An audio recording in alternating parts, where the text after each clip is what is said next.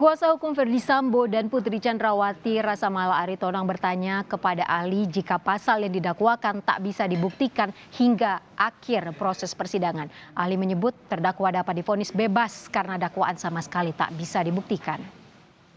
Apa yang didakwakan dengan pasal yang dituduhkan tidak bisa dibuktikan. Apa konsekuensinya, saudara ahli?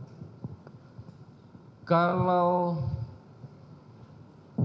pasal yang didakwakan itu ya sesuai dengan azas hukum yang menyebutkan actori incumbit onus probatio atau onus probandi. Siapa yang mendakwa, maka dia harus membuktikan dakwaannya. Nah, pada ketika dia tidak bisa membuktikan dakwaannya, konsekuensinya orang yang didakwa itu harus divonis bebas. Demikian. Makasih. Telah bergabung bersama kami ahli hukum pidana Universitas Trisakti, Pak Abdul Fikar Hajar. Selamat sore, Pak Fikar. Sore, Mbak. Pak Fikar, dalam persidangan hari ini ahli hukum pidana Elwi Daniel menjelaskan ada unsur-unsur pembunuhan berencana. Menurut Anda, apakah kasus pembunuhan Yosua Huta Barat ini masuk ke dalam pembunuhan berencana, Pak Fikar? Ya, kalau dilihat seperti juga tadi keterangan Daniel tadi ya, antara pelaksanaan dengan niat itu ada waktu, ya, ada waktu antara niat dan pelaksanaan. Ketika timbul niat, ya, kemudian merencanakan. Ya. Nah, berapa waktu untuk merencanakan pada itu harus ada jeda dengan pelaksanaannya, gitu. Jadi pembunuhan berencana itu pasti ada jeda antara niat dengan pelaksanaan. Lain kalau umpamanya pembunuhan yang tidak berencana, dia terjadi secara spontan dalam satu perkelahian atau dalam satu keributan umpamanya tanpa ada perencanaan. Nah, perencanaan itu juga itu akan tergambar dari kesiapan orang yang melakukan. Ya, kalau dalam pembunuhan berencana itu selalu begitu, umpamanya sudah pegang pisau, sudah pegang tambang atau sudah pegang alat apa yang memang direncanakan untuk melumpuhkan korban gitu. Nah, itu bagian dari perencanaan, indikator ya, indikasi dari bagian dari perencanaan. Tetapi kalau spontan ya dia bisa saja umpamanya ketika dia bertemu kemudian berantem tanpa alat apa-apa kemudian dia bisa melumpuhkan gitu, itu spontan. Tapi kalau sudah ada pisau umpamanya atau alat yang mematikan di tubuhnya atau yang dia bawa gitu ya, nah itu saya kira sudah ada unsur rencananya, meskipun umpamanya rencana membunuhnya itu juga harus dibuktikan gitu ya, harus dibuktikan secara benar. Umpamanya orang membawa pisau ya belum tentu juga dia rencananya membunuh, tapi melukai mungkin iya gitu. Tetapi sampai kemudian orang yang dilukai itu meninggal dunia gitu ya. Nah, pisau itu juga bisa indikator dari perencanaan ketika orang sudah membawa pisau itu dan kemudian terjadi peristiwanya. Berarti pembunuhan Yosua ini masuk, Pak, dalam kategori pembunuhan berencana? Kalau si pelakunya sudah membawa menggunakan senjata gitu ya, entah pisau entah senjata api gitu ya, yang kemudian sengaja memanggil korban gitu. Nah, menurut saya itu sudah ada perencanaannya. Ya, tadi Pak Fikar menyebutkan ada niat, ada waktu perencanaan dan juga kesiapan si pelaku. Ini sama penjelasannya dengan yang dikatakan oleh ahli di persidangan hari ini. Harus membutuhkan waktu yang cukup dan dalam kondisi tenang, Pak Fikar. Iya, artinya ada waktu untuk memutuskan dia akan membunuh atau tidak membunuh gitu. Lain soal kalau umpamanya alat yang dia bawa itu bukan yang tidak mematikan. Umpamanya Umpamanya alat pemukul tapi yang tidak akan mematikan gitu. Nah, artinya dia tidak timbul niat membunuh, dia hanya ingin menganiaya umpamanya. Nah, itu seperti itu.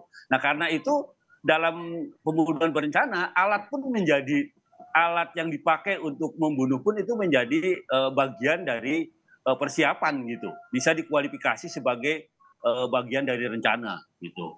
Nah, cuma itu tadi ada kualifikasi alatnya. Apakah alatnya memang bisa mematikan atau tidak? gitu. Kalau cuma umpamanya dia bawa penggaris umpamanya, nah nggak menjadi tidak mungkin kan, umpamanya orang membunuh hanya dengan penggaris gitu ya, dipukul berapa kali pun orang nggak akan meninggal gitu ya. Baik. Tapi kalau sudah bawa pisau gitu, nah itu kan sudah nampak gitu. Jadi niatnya atau rencana itu sudah terindikasi dari alatnya itu, pisau itu tadi, seperti itu. Baik, Pak Fikar, ahli dalam persidangan hari ini juga mengatakan jika pasal yang didakwakan tidak bisa dibuktikan hingga akhir persidangan atau selesai persidangan, terdakwa dapat divonis bebas karena dakwaan sama sekali tidak bisa dibuktikan.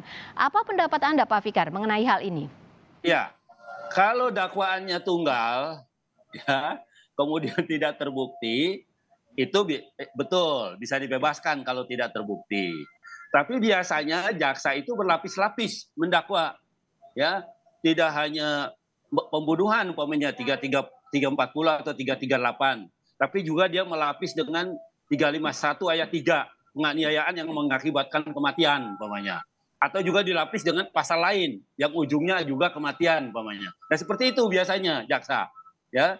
Biasanya memakai jaring yang sedemikian rupa menjaring satu perbuatan yang yang mengakibatkan kematian orang lain. Bisa karena pembunuhan, bisa juga karena penganiayaan yang berat yang mengakibatkan kematian, gitu ya. Dan bisa juga perbuatan lain, umpamanya dengan memberi racun pada minuman, umpamanya, ya, ada perbuatan. Nah, itu juga bisa seperti itu, gitu ya. Prosesnya bisa seperti itu. Nah, karena itu ketika dibuat dakwaan bisa dipastikan jaksa itu tidak tunggal dakwaannya. Tidak hanya dakwaan 338 atau 340, tapi juga pasti pakai 351 ayat 3 umpamanya. Penganiayaan berat yang mengakibatkan kematian umpamanya. Seperti itu, Mbak. Baik, Pak Fikar, ahli meringankan Verdi Sambo menganggap bahwa keterangan Richard Eliezer sebagai justice kolaborator setara dengan saksi lain. Apa tanggapan Anda mengenai hal ini, Pak Fikar? Iya, itu kan persepsi gitu ya. Itu persepsi, bisa saja seseorang berpendapat bahwa tidak ada bedanya saksi justice kolaborator dengan justice yang biasa, saksi yang biasa gitu ya, saksi yang bergelar JC dan saksi yang biasa. Ya, karena memang sama saja, yang namanya saksi itu adalah mereka yang melihat, mendengar dan merasakannya sendiri, tapi tidak melakukan gitu. Itu bedanya dengan pelaku. Kalau pelaku kan dia mendengar, dia melihat, dia melakukan juga. Ya, tapi kalau saksi itu bedanya di situ, dia merasakan sendiri tapi tidak melakukan. Nah, itu saksi gitu. Ya, nah sekarang Richard Eliezer ini? Ya, Richard Eliezer ini kemudian dia mendudukkan diri atau meminta supaya bisa jadi justice kolaborator, saksi yang bekerja sama, gitu ya. Ya, mungkin ada bagian-bagian dari keterangannya ya yang orang lain tidak tahu, gitu. Sehingga umpamanya penegak hukum dengan keterangannya Richard ini bisa mengembangkan perkaranya, gitu ya. Berarti bisa berbeda ya Pak ya, tidak setara dengan keterangan saksi lain. Baik, Pak Fikar, terima kasih banyak sudah bergabung bersama kami di Kompas TV dalam Indonesia Update. Ahli hukum pidana Universitas Trisakti, Pak Abdul Fikar Hajar. Terima kasih, selamat sore.